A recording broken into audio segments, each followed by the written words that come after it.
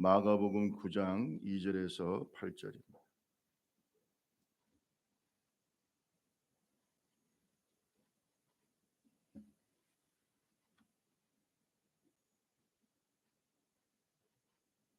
제가 가지고 있는 성경은 신약성경 68페이지 마가복음 9장 2절에서 8절 말씀입니다. 엿새 후에 여호와께서 베드로와 야고보와 요한을 데리시고 따로 높은 산에 올라가셨더니 그들 앞에서 변형되사 옷이 광채가 나며 세상에서 발레하는 자가 그렇게 희게 할 수 없을 만큼 매우 희어졌다.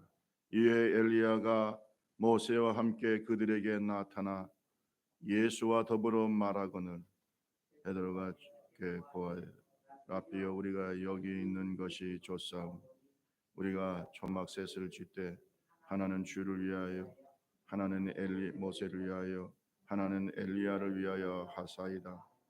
이는 그들이 몹시 무서워하므로 그가 무슨 말을 할지 알지 못함이더라.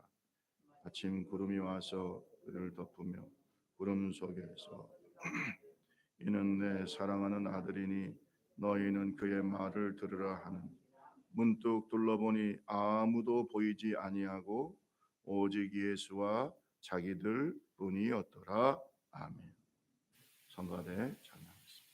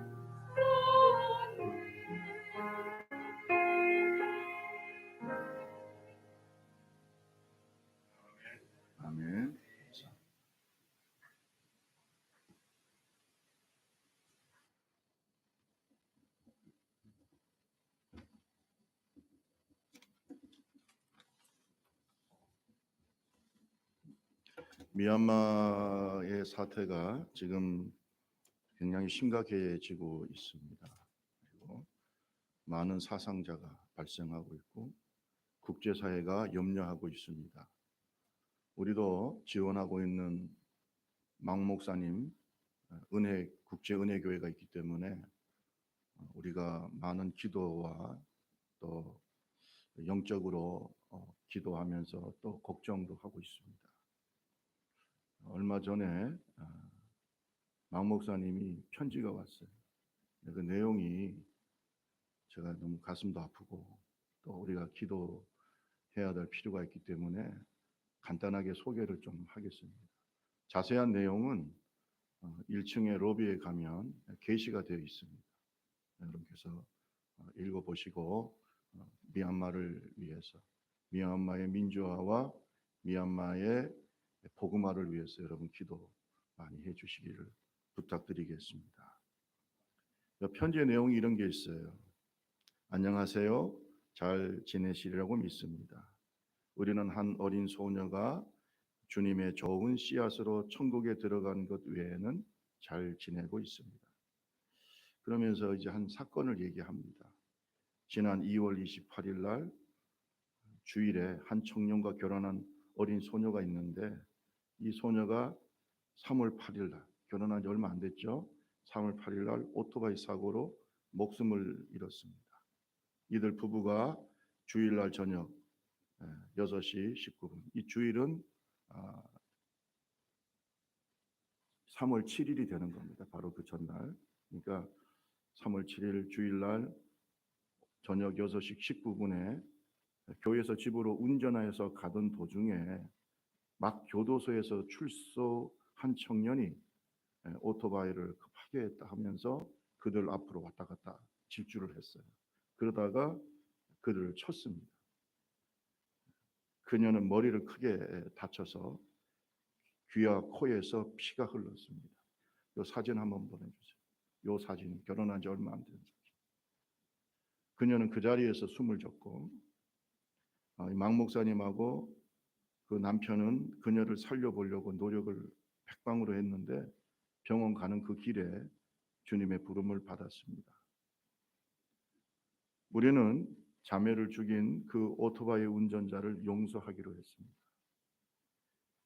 21년 3월 10일 장례식에서 우리는 그 훌륭한 남편을 하나님의 말씀으로 위로했습니다. 라는 내용. 어쨌든 지금 미얀마는 인터넷이 작동이 안 되고 있고요. 그래서 제가 보낸 편지를 시내에 가가지고 억지로 어떻게 시내에는 외국인들도 있고 하니까 편지를 받아보고 우리 교인들이 자신들을 위해서 기도해 주는 그런 것을 듣고 너무나 기뻐하고 있습니다. 어쨌든 여러분께서 그 편지의 내용을 한번 읽어보시고 저는 여러분에게 말씀드리고 싶은 것은 이렇게 자기를 가해했던 사람을 용서하겠다. 쉬운 거 아니죠. 쉬운 거 아니죠. 그래서 교회와 또 남편이 이제 결혼한 지도 한 달도 채 안 되는 그 남편이 자기 아내를 친 그 사람을 용서하겠다. 천국에 소망이 없으면 할 수가 없는 일이죠. 예수 십자가가 가슴에 없으면 할 수가 없는 일이죠. 먼저 하늘나라로 떠난 이 아내의 죽음 앞에서 가해자를 용서하고 서로 위로하는 한 젊은 그리스도인과 교회의 모습 속에서 우리는 잃어버렸던 교회의 본질을 찾게 됩니다. 하늘나라에 대한 믿음이 없다면, 부활의 소망이 없다면 어떻게 용서할 수 있겠습니까? 여러분, 우리가 미얀마 교회를 위해서 기도할 때 우리의 신앙도 한번 좀 다시 돌아보는 그런 시간이 되기를 바랍니다. 미얀마 사진 조금 보여주시면은 지금 여러 가지 미얀마는 심각한 상황이 있습니다. 저렇게 많은 사람들이 나와서 지금 시위를 하고 있고 아마 양곤의 경우 같은데 지난 밤에 72명, 72명의 사망자가 시위 도중에 있었고 이것 때문에 더 많은 사람들이 나오고 있는데 저는 어린 아이들까지도 시위에 참여하고 있습니다. 그래서 저렇게 시위에 참여했다가 밤 11시에 집으로 돌아간다고 합니다. 그는 이런 말을 하고 있습니다. 미얀마를 위해서 기도해 주시기를 바라고, 이 시위대 안에는요, 저렇게 지금 시위하고 있는데 시위대 안에는 스파이들도 있대요. 그래서 미얀마 이 시위대의 정보를 계속해서 경찰에 알리고, 그래서 어려움이 많다 이런 얘기도 하고 있습니다. 그는 막 목사님 이런 말을 합니다. 이 두려움이 없는 젊은이들, 이 젊은이들이요, 이 시위에 참석하면서 죽음을 두려워하지 않고 있다. 그래서 이 두려움이 없는 젊은이들이 앞으로 우리의 미래를 이끌어갈 최고의 자격을 갖춘 사람들이라고 생각합니다. 비록 힘든 시기지만 제게 소망의 빛이 있는 것은 목사님의 교회가 우리의 짐을 함께 지고 우리를 넘치게 축복하고 있기 때문입니다. 이렇게 얘기하고 있습니다. 그 산이라고 하는 주에 라이트라는 지역이 있는데 여기에 처제가 있습니다. 여기 7명의 고아를 포함해서 11명을 피난을 보냈다고 합니다. 만약에 그들이 예상보다 오래 머물 필요가 있다면은 다른 더 가까운 다른 친척들을 더 살펴봐야 되겠다 이렇게 얘기하고 있고요. 양곤의 교회로 돌아올 때까지 이 사람들에게 음식을 제공하기로 약속을 했다 이렇게 얘기하고 있습니다. 저는 양곤의 상황을 예의주시하면서 고아들을 돌볼 것입니다. 저희 친구 중에 몇 사람이 제 가족과 교회 리더들이 고아원에 계속 머물러 있어야 한다고 권면하고 있습니다. 왜냐하면 저희가 떠나면 악한 사람들이 우리 고아원과 센터를 차지하게 된다는 것입니다. 아직 진압군이 우리 센터 근처에는 오지 않았고 우리는 이틀 밤을 뜬 눈으로 지새우고 있습니다. 목사님의 기도와 후원에 진심으로 감사드립니다. 이런 내용이었습니다. 여러분 게시가 되어 있으니까 좀 자세하게 읽어보시고, 우리가 이런 아픔이 있었잖아요. 그래서 미얀마를 위해서 끊임없는 기도 부탁드리겠습니다. 예수님께서 3명의 제자와 함께 높은 산에 올라갔습니다. 이 높은 산은 헐몬산이라고 지금 생각이 됩니다. 왜냐하면 헐몬산이 이스라엘 주변에서 제일 높은 산이기 때문입니다. 여기에서 주님께서 깜짝 놀랄 모습으로 변형이 되셨습니다. 이래 예수님의 이 변형 사건은요, 나사로가 부활한 사건만큼 충격적이고 예수님이 돌아가시기 바로 전에 일어났던 이런 중요한 사건입니다. 예수님은 이 변화산의 변형의 이 사건을 이루기 전에 이 헐몬산 기슭에서 가이사랴 빌립보에서 제자들에게 묻습니다. 너희는 나를 누구라고 하느냐? 그때 베드로가 주는 그리스도시요 살아계신 하나님의 아들입니다라는 고백을 했어요. 이 신앙 고백을 듣고 난 다음에 예수님은 제자들에게 비로소 당신이 돌아가실 것에 대해서, 십자가의 죽음에 대해서 말씀을 하셨습니다. 이 누가복음에 나와 있습니다. 누가복음 8장 29절에서 31절에도 보면, 마가복음 8장 29절에서 31절에도 보면 이렇게 말하고, 인자가 많은 고난을 받고 장로들과 대제사장들과 서기관들에게 버림받아 죽음을 당하고 그 다음에 사흘 만에 살아날 것을 비로소 제자들에게 가르치셨다 이렇게 말씀하고 있습니다. 그러니까 예수님께서 제자들에게 십자가의 죽음에 대해서 말씀하시고 바로 이 변화산에서 변형 사건이 일어난 것입니다. 여러분, 왜 예수님께서 십자가를 지시기 전에 제자들 중에 대표적인 제자들인 베드로, 야고보, 요한을 데리고 따로 그 헐몬산, 그 높은 산에 올라가서 놀라운 모습으로 변화되는 그런 모습을 보여주셨을까? 왜 하셨을까? 왜 변형되는 그러한 사건을 제자들에게 보여주셨을까? 이것은 그들의 고난에 가득한 미래를 보시고 그들에게 소망을 주기 위해서입니다. 오늘 우리가 이렇게 힘들고 어려울 때, 또 우리가 이제 다음 주면은 고난 주간이잖아요. 우리가 예수님의 이 변형 사건, 정말 이 놀라운 모습으로, 정말 아름답고 영광스러운 모습으로 변형된 이 변형이 우리에게 어떤 의미를 주는지 분명히 제자들에게도 큰 은혜가 되었고 그들이 고난에 찬 그들의 미래에 여러 가지 어려운 일을 당했을 때 이런 변형을 생각하면서 승리한 것처럼 오늘 저와 여러분에게도 주님 이 말씀을 통해서 주시는 메시지가 있다고 믿습니다. 오늘 저와 여러분들이 이 고난 주간을 앞두고 또 특별히 우리가 코로나19로 인해 여러 가지 어려움이 있는 이 시대에 우리도 주님의 제자들처럼 예수님의 변형 사건의 의미를 다시 한번 깊이 묵상하는 지혜롭고 거룩한 주의 종들이 되시기를 주님의 이름으로 축원합니다. 주님께서 이렇게 제자들 앞에서 변형되셨죠. 세 명의 제자를 데리고 나가셨어요. 베드로, 야고보, 요한. 높은 산은 헐몬산이라고 생각이 됩니다. 헐몬산은 갈릴리 바다 북동쪽 64km 정도에 위치해 있는데 높이가 2815m입니다. 2815m. 우리나라 한라산보다 훨씬 높죠. 2815m. 만년설이 있는 그런 산입니다. 여기에서 주님께서 놀랍게 변모하셨습니다. 우리 다 같이 9장 1절에서 3절 말씀을 다시 한번 읽어보겠습니다. 마가복음 9장 1절에서 3절. 또 그들에게 이르시되 시작. 또 그들에게 이르시되 내가 진실로 너에게 이르노니 죽기 전에 하나님 나라가 권능으로 임하는 것을 볼 자들도 있느니라 하시니라. 엿새 후에 예수께서 베드로와 야고보 요한을 데리시고 다로 높은 산에 올라가셨더니 그들 앞에서 변형되사 그의 옷이 광채가 나며 세상에서 빨래하는 자가 그렇게 희게 할 수 없을 만큼 매우 희어져. 놀라운 모습이에요. 영광스러운 모습. 저도 비몽사몽간에 이 주님의 이 모습을 본 적은 있습니다. 정말 사람이 상상할 수 없는 그 영광스러운 흰옷 그 모습으로 주님이 나타나셨습니다. 그때 주님께서 이 놀라운 변형이 되시기 전에 제자들에게 말씀하고 있어요.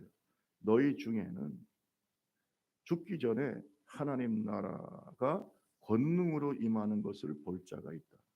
따라합시다. 하나님 나라가 임하는 것을 볼 자가 있다. 하나님 나라가 임하는 것을 볼 자가 있다고 제자들에게 말씀하셨어요. 그리고 난 다음에 변형이 되셨다. 그러니까 이 변형 사건은 우리에게 어떤 의미를 주냐면 하나님의 나라가 있다는 겁니다. 지금 예수님의 변형된 모습은 하나님 나라에서 주님이 누리는 영광을 보여주시는 거예요. 반드시 하나님 나라가 있다는 겁니다. 다가올 하나님의 나라의 영광을 보여주신 겁니다. 그래서 주님이 미리 말씀하셨어요. 죽기 전에 너희 중에 하나님 나라가 권능으로 임하는 것을 볼 자가 있다. 그리고 세 명에게 보여주신 거예요. 여러분 이 땅이 전부가 아니에요. 이 땅을 전부로 생각하면 우리는 너무 허무한 인생을 살아가요. 오늘 우리 권사님께서 기도하셨지만 우리가 만약에 이 인생이 전부라고 한다면 얼마나 허무합니까? 특히 여자분들은 나이가 들수록 변해가는 자신의 모습을 보면서 많은 분들이 우울증에 걸린다고 합니다. 정말 내가 왜 이렇게 늙어가고 있는가? 그렇죠? 남자분들은 점점 힘이 없어져 가는 거죠. 옛날에 이런 말이 있어요. 어떤 아들이 잘못을 해서 나이 많은 아버지한테 종아리를 맞는데 종아리를 맞으면서 울더라는 거예요. 그래서 야, 다 큰 놈이 종아리 맞는다고 우냐? 그랬더니 울면서 하는 말이 아버지 때리는 힘이 약해져서 아버지가 때리는 힘이 젊을 때보다 너무 약해져가지고 정말 아버지 생각할 때 마음이 안타까워서 운다는 겁니다. 얼마나 효자입니까? 네? 여러분 남자들의 힘이 빠지면서 말이 많아집니다. 왜 말이 많아지는 줄 아세요? 우리 성도님들 연세 드시면 말은 적게 하고 주머니는 여시기 바랍니다. 좀 아멘 좀 해보세요. 주머니는 열고 문은 닫아야 돼요. 입은 닫아요. 근데 왜 남자들은 자꾸 이게 나이가 들수록 이렇게 말이 많아지고 입을 여냐면 힘이 없어지니까 자신감이 없어. 자신감이. 얘들이 나를 무시하는 거 아닙니까? 이게 인생이에요. 그러니까 여자분들은 거울 볼 때마다, 심지어 어떤 분들은 목사님 사진 찍지 마세요. 왜 그러냐 그랬더니 아이고 싫어요. 이제. 여러분 그게 인생이라면 인생이 얼마나 더덥고 그죠? 얼마나 인생이 정말 허무하겠습니까? 여러분 그런데 그렇게 생각하지 마세요. 우리에게는 영원한 하나님의 나라가 있습니다. 그것을 제자들에게 보여주고 있습니다. 여러분 제자들은 지금 힘겨운 좁은 길을 걸어가야 돼요. 예수님께서 십자가에 달려 돌아가시고 부활하시고 난 다음에 승천하신 이후에 이 예수님의 제자들에게 교회를 맡기셨어요. 그죠? 예루살렘 교회를 비롯해서 하나님께서 초대교회를 맡기셨어요. 교회는 부흥이 되고 교회가 부흥이 될수록 로마 제국의 박해는 더 심해지는 거예요. 그 엄청난 박해 속에서 수많은 사람들이 죽어갑니다. 순교의 제물이 됩니다. 어떻게 그 고난을 이길 수가 있겠어요? 어떻게 그 좁은 길을 걸어갈 수가 있었겠습니까? 바로 예수님이 이렇게 놀랍게 변형이 되셔서 베드로, 야고보, 요한 이 대표적인 제자들에게 너희에게 하늘의 소망이 있다. 정말로 영광스러운 하나님 나라가 있다. 그 광채가 얼마나 영광스러운지 빨래하는 사람이 도저히 흉내낼 수 없을 만큼 희고 영광스러운 주님의 모습. 그것이 우리 미래의 모습이에요. 우리 미래의 모습이에요.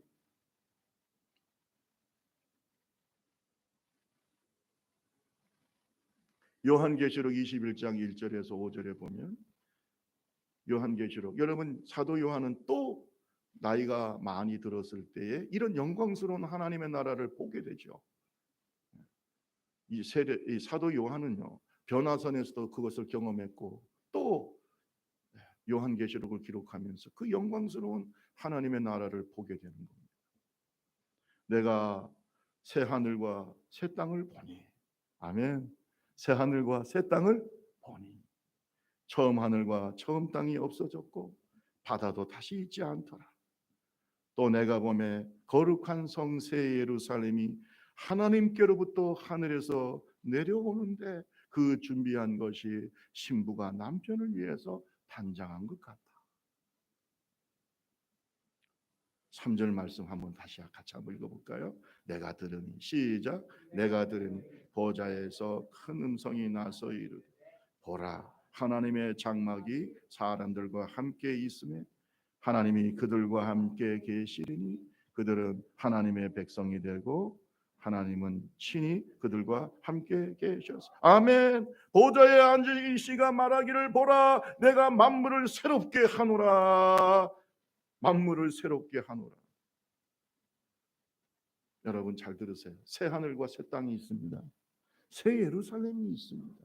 이 하나님 나라의 영광을 주님께서 우리에게 보여주고 있습니다. 여러분 잘 들으세요. 우리가 예수를 믿으면 이미 우리의 마음속에 하나님 나라가 이루어집니다.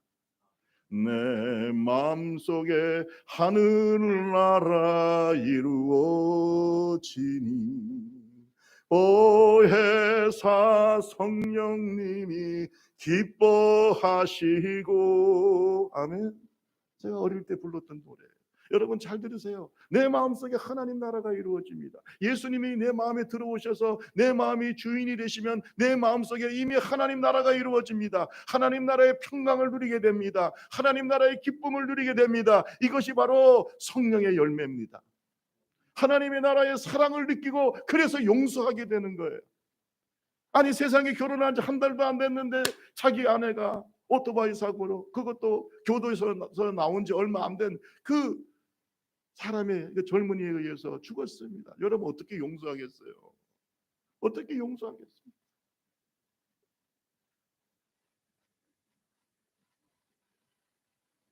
하늘에 소망이 없다. 용서가 될까요?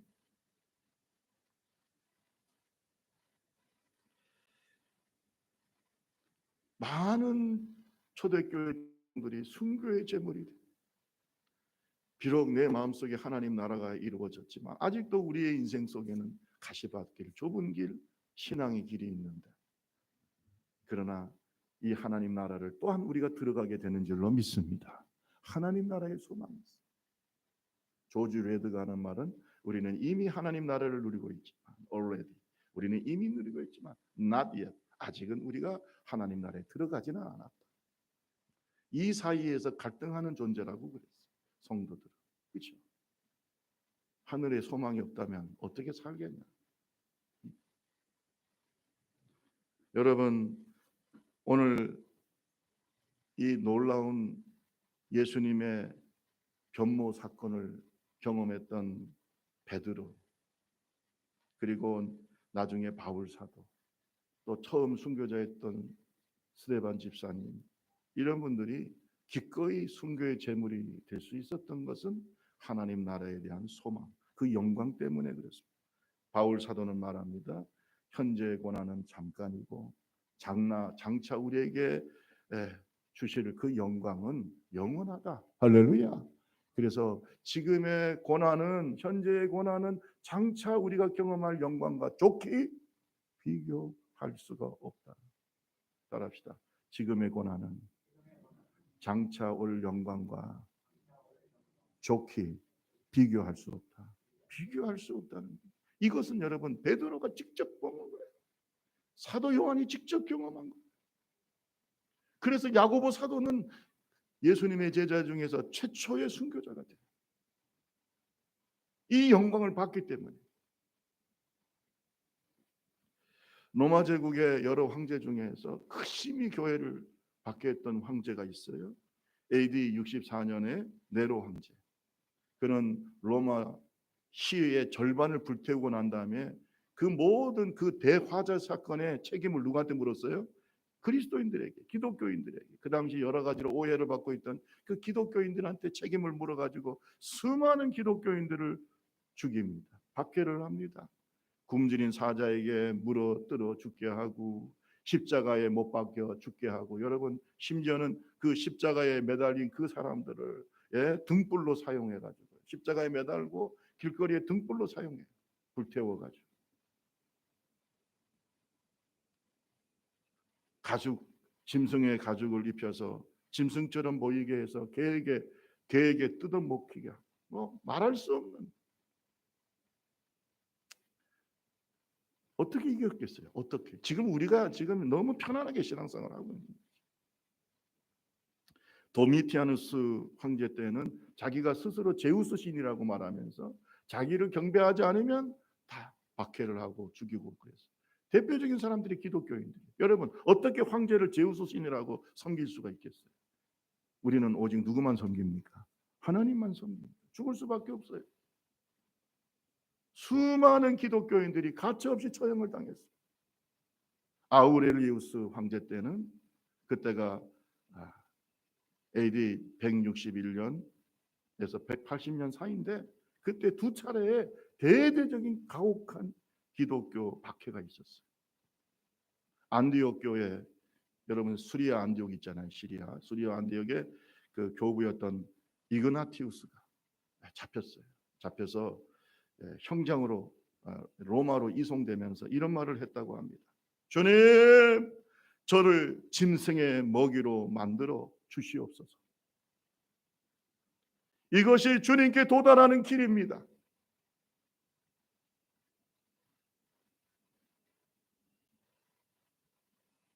주님, 저를 짐승의 이빨로 찢겨서 그리스도의 이름을 더럽히지 않는 빵이 되려기를 원합니다.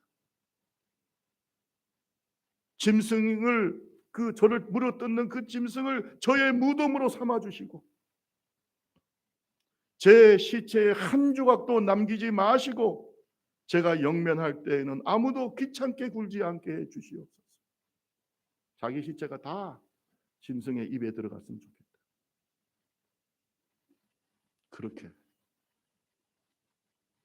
초대교회 하나님의 종들은 순교의 제물이 됐죠. 그렇게 할 수 있었던 것은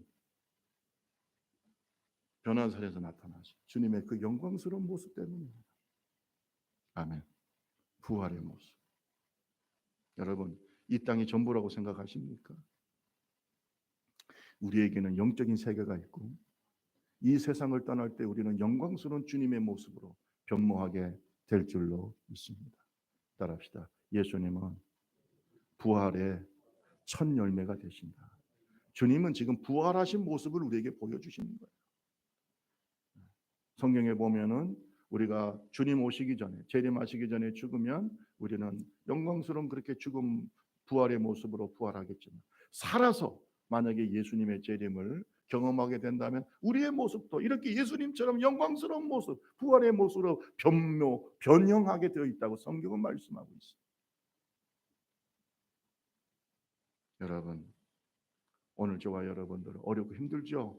신앙생활 하기 어렵고, 특별히 코로나19로 인해서 교회를 바라보는 시각도 따갑고, 마치 무슨 교회가 코로나의 온상인 것처럼 이렇게 악한 사람들이 교회를 박해하고 있습니다. 여러분, 그런데 여러분 잘 들으세요. 이런 시대에 우리는 초대교회 성도들이 바로 예수님의 이 놀랍게 변형된 이 아름다운 주님의 영광스러운 모습을 생각하면서 이겼다. 우리에게 이 소망이 있기를 주님의 이름으로 축원합니다. 이 땅이 마지막이 아닙니다. 절대 마지막이 아닙니다. 우리 옆 사람하고 얘기하세요. 하나님 나라의 소망을 가집시다. 시작. 소망을 가지세요. 소망이 없으면 이길 수가 없습니다. 마태복음 6장 19절에서 21절에 보면 너희를 위하여 보물을 땅에 쌓아두지 말라. 거기는 좀과 동력이 해하며 도둑이 구멍을 뚫고 도둑질을 하느니라. 오직 너희를 위하여 보물을 어디에 쌓아두라고요? 하늘에서. 하나님 나라가 있다는 겁니다. 하늘에 쌓아두라. 거기는 좀이나 동력이 해하지 못하며 도둑이 구멍을 뚫지도 못하고 도둑질도 못하느니라. 내 보물이 있는 곳에는 내 마음도 있느니라. 그러니까 우리가 하늘의 소망을 갖고 사는 사람이냐, 아니면 그냥 이 땅을 그냥 전부로 삼고 사는 사람이냐, 여러분 차이가 많아요. 왜? 네 물질이 있는 곳에, 보물이 있는 곳에 뭐가 있어요? 마음이 있는 겁니다. 여러분 초대교회 믿음의 종들이 마음껏 하나님을 찬양하다가 순교할 수 있었던 것은 그들의 보물이 하늘에 있기 때문에 그런 거예요. 여러분 오늘날 세속화 시대, 너무나 교회의 세속화를 걱정하고 있습니다. 이런 시대에는 우리가 이런 하늘나라, 다가올 하나님 나라의 영광을 보면서 살아야 이길 수가 있습니다. 오늘 저와 여러분 이러한 믿음의 종들이 되시기를 주님의 이름으로 축원합니다. 두 번째로 예수님께서 이렇게 영광스럽게 변형되신 것은 무엇을 위함일까요? 최후의 승리가 있음을 보여주시는 겁니다. 따라합시다. 최후의 승리. 최후의 승리가 있음을 보여주시는 겁니다. 예수님의 변형된 모습은 십자가에서 갈기갈기 찢긴 모습 아니에요. 십자가에서 너덜너덜하게 달려있는 모습이 아니라 승리하신 모습이에요. 부활 승리하신 모습이에요. 승리자의 모습이에요. 영광스러운 모습이에요. 여러분 요한계시록에 보면은 이러한 예수님이 승리자의 모습으로 이 땅에 재림하시는 것을 말씀하고 있습니다. 요한계시록 19장 11절에서 16절에 보면 내가 하늘이 열린 것을 보니 보라 백마와 그것을 탄 자가 있으니 그 이름은 충신과 진실이라. 그가 공의로 심판하며 싸우더라. 이거 뭐야? 재림하신 주님의 모습이에요. 주님이 승리하시는 모습으로 재림하시는 거예요. 할렐루야. 승리하시는 모습을 눈은 불꽃 같고 머리는 많은 관들이 있고, 그리고 그가 피 뿌린 옷을 입었는데 이름은 하나님의 말씀이라 칭하더라. 예수님이죠. 14절에 보세요. 하늘에 있는 군대들이 희고 깨끗한 세마포 옷을 입고 백마를 타고 그를 따르더라. 할렐루야. 여러분 하늘의 군대가 하나님의 군대. 여러분 보세요. 예수님께서 승리자의 모습으로 재림하실 것을 지금 말씀하고 있는 겁니다. 오늘 저와 여러분이 예수를 믿으면 우리의 대장 되신 예수님과 함께 살면서 따라가다 보면 반드시 승리합니다. 반드시 승리하는 거예요. 따라합시다. 최후의 승리자가 된다. 여러분 중간에 아무리 잘하면 뭐합니까? 실격패를 하거나 뭐 늦게 들어가거나. 여러분 마라톤 할 때도요. 최후의 승리자가 승리자인 거예요. 최후의 승리자. 중간에 잘 뛰면 뭐합니까? 먼저 된 자가 나중되고 나중된 자가 먼저 되는 마지막 골인 지점에 승리자가 돼야 돼요. 여러분 왜 예수님께서 12제자 중에서 베드로, 야고보, 요한만을 따로 데리고 올라가셨을까? 이 야고보, 요한은요, 이 변화산뿐만 아니라 야이로의 딸을 살릴 때도 데리고 가요. 다른 제자는 있으라고. 이 야고보, 요한, 베드로, 야고보, 요한만 데리고 들어가. 왜요? 믿음이 있기 때문에. 하나님의 일을 하려면 믿음이 있어야 되는 거예요. 아직도 다른 제자들은 성령 충만한 상태가 아니기 때문에 믿음을 주님께서 볼 때는 이게 담보할 수가 없어요. 그러니까 베드로, 야고보 가장 믿음직한 제자를 데리고 가는 거예요. 여러분 잘 들으세요. 최후 승리자가 되려면 믿음이 있어야 됩니다. 최후에 우리가 하나님의 그 영광스러운 모습을 보려면은 믿음이 있어야 됩니다.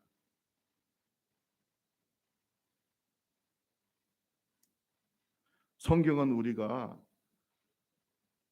최후의 승리를 추워도 의심하지 않는 믿음의 군인들이, 믿음의 용사들이 되기를 원하십니다. 디모데후서 2장 3절 4절에 보면 너는 그리스도 예수의 좋은 병사로 나와 함께 고난을 받아라. 우리를 뭐라고 그랬어요? 예수님의 좋은 병사다. 할렐루야. 그래서 고난을 받으라는 말은 영적 싸움을 하라는 거예요.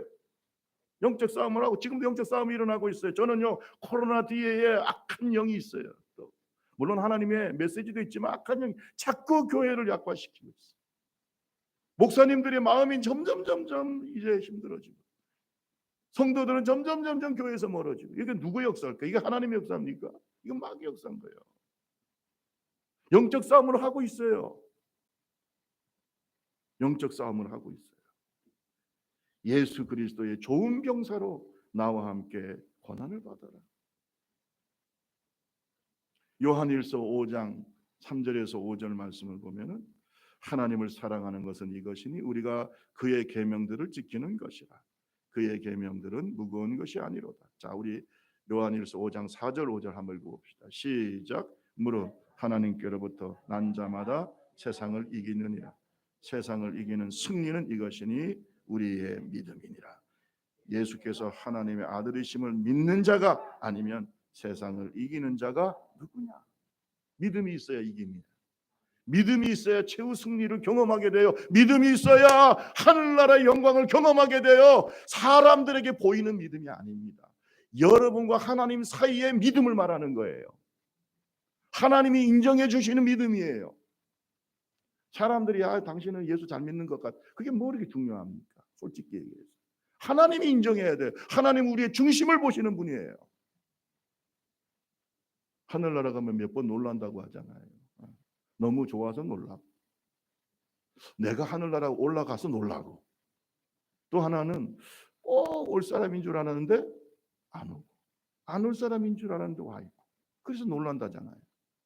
최후 승리자가 됩시다. 우리가 세상을 이기는 믿음이 있어야 되는 거예요. 예수 그리스도를 우리의 구세주와 주님으로, 나의 대장으로 모시고 그 말씀에 순종하면서 영적 싸움을 끝까지 싸워서 이기는 그 믿음이 있어야 승리할 수가 있습니다. 세상을 이기는 그것이 무엇이냐? 그것이 우리의 믿음이라고 했어요. 이스라엘과 아랍 간의 6일 전쟁이 있었습니다. 그때 이스라엘의 승리의 원인을 크게 세 가지를 꼽습니다. 유일신 신앙, 국론 통일, 제공권 장악, 이렇게 전문가들이 평가하고 있습니다. 근데 전쟁이 처음에 개전이 되어서 초기에 이스라엘 어떤 그 군대 사령관이 이런 말을 했어요. 우리는 공개할 수 없는 최신의 무기를 가지고 있다. 공개할 수 없는 최신의 무기를 가지고 있기 때문에 그 무기 때문에 우리는 반드시 이긴다, 이랬다는 거예요. 세계 그 군사 전문가들이 도대체 그게 뭐냐?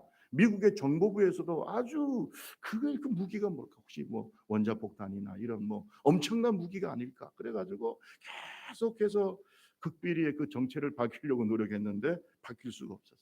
그리고 전쟁이 끝나고 이스라엘이 승리했어요.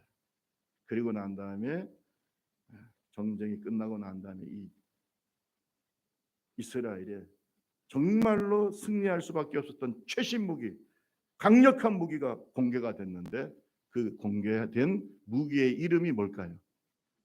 믿음이에요. 하나님, 야훼 하나님, 여호와 하나님이 우리와 함께 하심으로 우리가 반드시 이긴다는 믿음이에요. 여호와 하나님이 우리와 함께 하심으로 우리는 코로나를 이길 겁니다. 하나님이 우리와 함께 하심으로 우리는 최후의 승리자가 될 것입니다.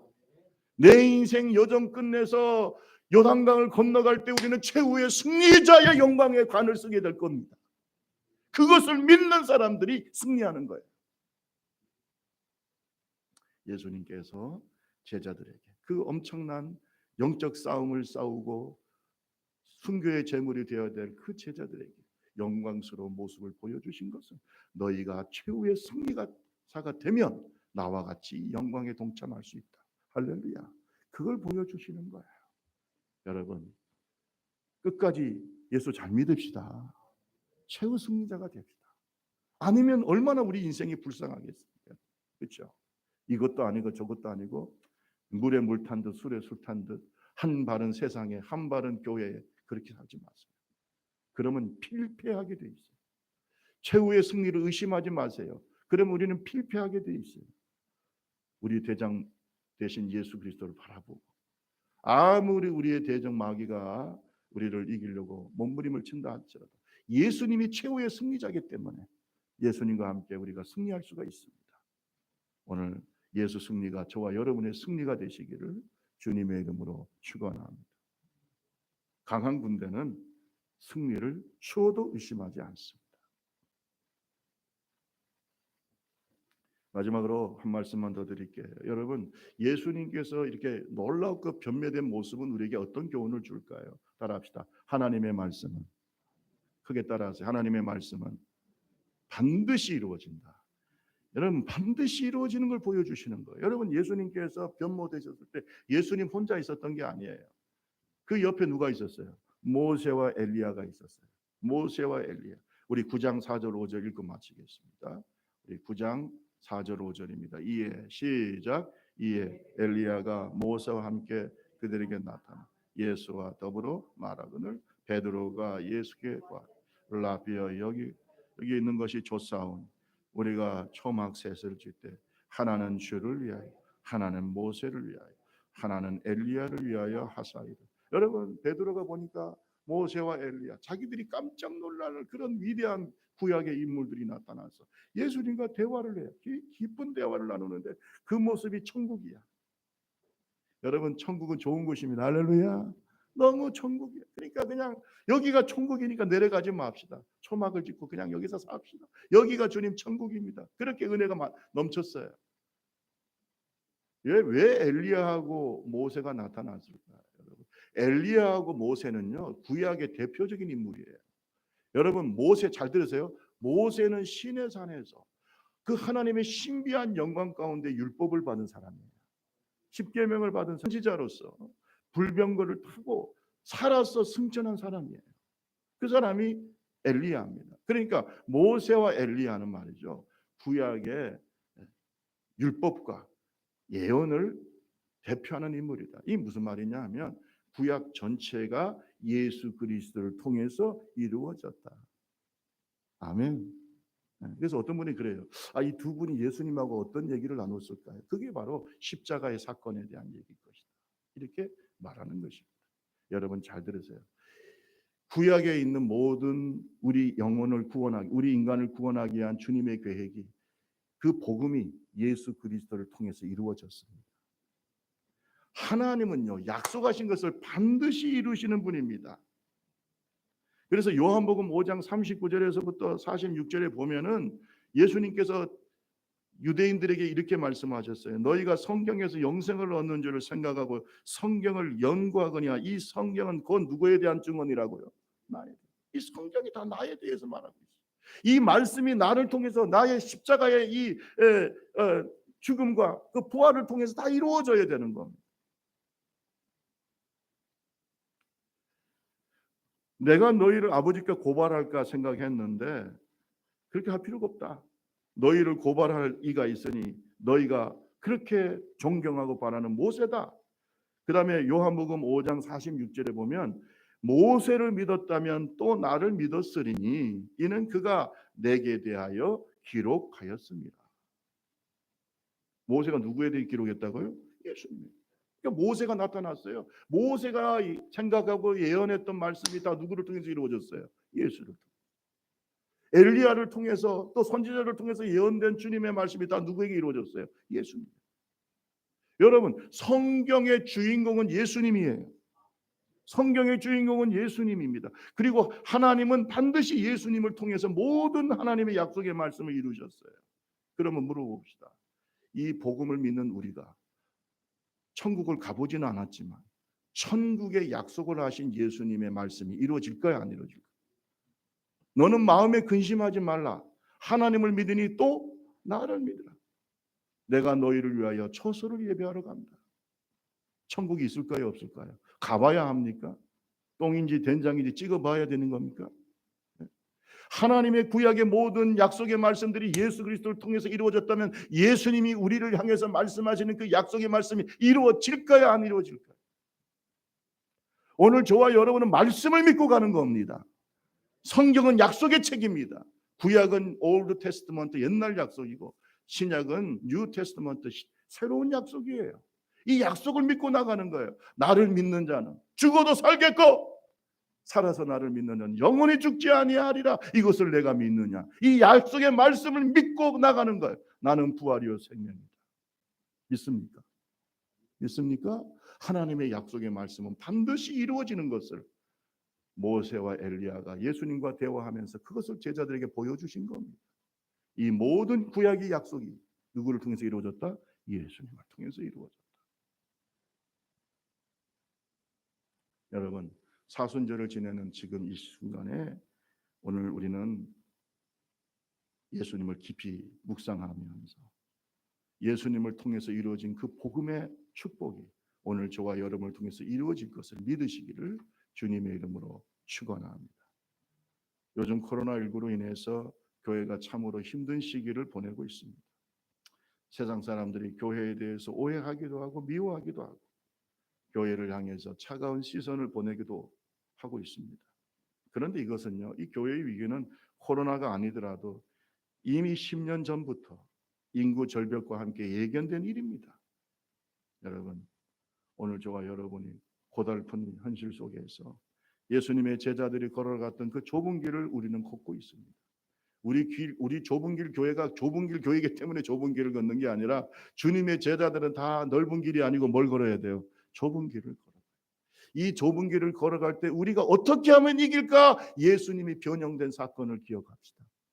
예수님이 제자들 앞에 놀랍게 변형된 그 사건이 제자들에게 힘과 영적인 에너지가 되고 소망이 된 것처럼 오늘 우리의 마음속에 이렇게 놀랍게 변형되시고 부활하신 주님의 모습을 항상 가슴에 담고 살기를 주님의 이름으로 축원합니다. 그 모습이 앞으로 내 모습이요. 그 영광이 앞으로 내가 경험할 영광이요. 그 축복이 내가 경험할 축복이고 그 승리가 내가 경험할 승리입니다. 이 소망 가운데 오늘의 어려운 신앙생활 그러나 승리하는 저와 여러분 되시기를 주님의 이름으로 축원합니다. 우리 찬양 23장 찬양 찬송하시고 우리 함께 기도하겠습니다. 23장